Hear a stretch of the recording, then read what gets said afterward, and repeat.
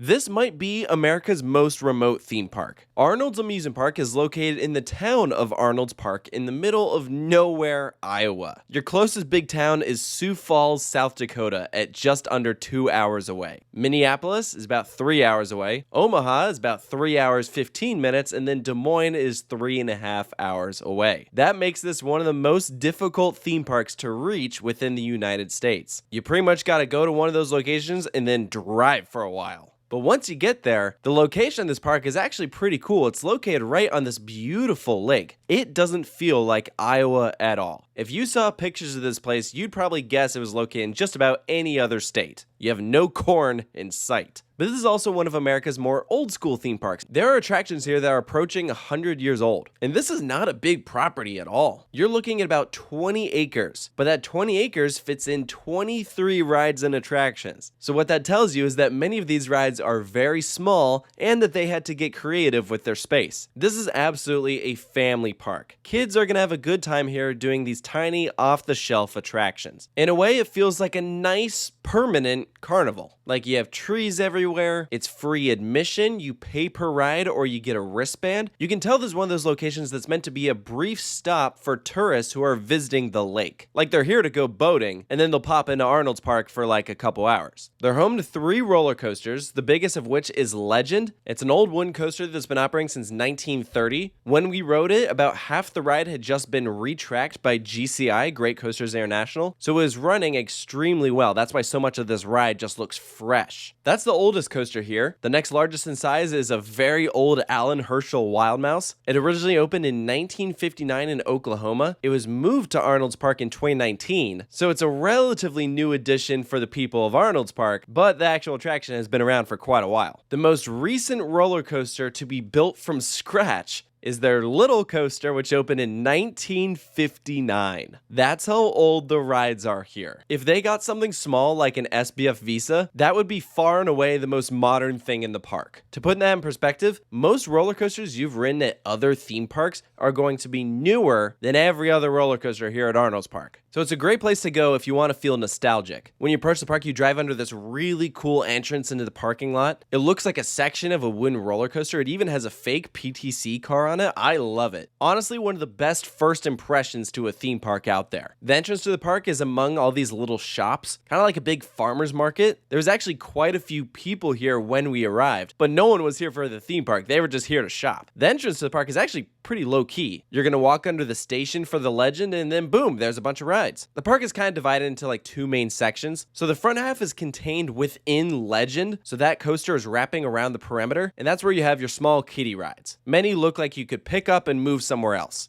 Once you head outside of Legend to the other side, then you have more rides that like teens and adults could probably enjoy. So there's a log flume, there's a rolloplane, another classic amusement ride. Families are sure to love the Ferris wheel, 63 feet tall, I bet giving great views of the water out there. We rode this extremely weird flat ride we'd never seen at any other park before. Essentially, riders sit in this vehicle that's on a tilt, and so as it goes around, the weight of the vehicle affects how it rotates, and you just spin around like crazy. It's very bizarre. If you're looking for something a bit more scenic, there's a dock right outside the park where you can hop on a boat that'll take you out onto the lake. Unfortunately, we didn't have time to do it because this was a relatively quick stop for us, but I bet the views were just awesome. Outside of the rides, there's still a couple fun things that guests can take part in. One of which is a fun house that actually acts as the exit for the park. So when you're making your way out, you're gonna start climbing up and realizing that the floor is on a tilt. It absolutely throws off your sense of direction. It's awesome. It leads you out onto the roof of the Legend station so you can get a nice scenic view of the coaster and the water. It's really cool, but if for whatever reason you can't partake in the funhouse, there is an alternative exit that you can take. So this is not mandatory. But it's nice because technically you don't have to pay to do that. Like I said, the park is free to enter. I enjoyed all the historical plaques around the park, kind of sharing the history of the place. It seems pretty well taken care of. It's just a fundamentally different vibe than like most theme parks you're going to visit. You know, for one, this is going to be a lot cheaper, a lot more affordable. It's nowhere near as much of a time commitment. In a sense, it really does feel like time travel. Like if you're you were to go back 50 or so years, this park would look almost the same. And I think that's really cool. But when I put it in the view of like must visit theme parks around the US, I mean, this just doesn't stack up. You know, I wouldn't really call this a bucket list destination or anything. We visited primarily because we wanted to ride the Legend roller coaster, which was fun. I liked it. It's obviously pretty tame. I could see this being a lot of kids' first roller coaster. So I'm glad I went and I got to try out that attraction, but this is definitely not a place that I'm like dying to get back to. It's just such a hike to get there. I wouldn't say there's a ton of repeatability. It's kind of a one and done.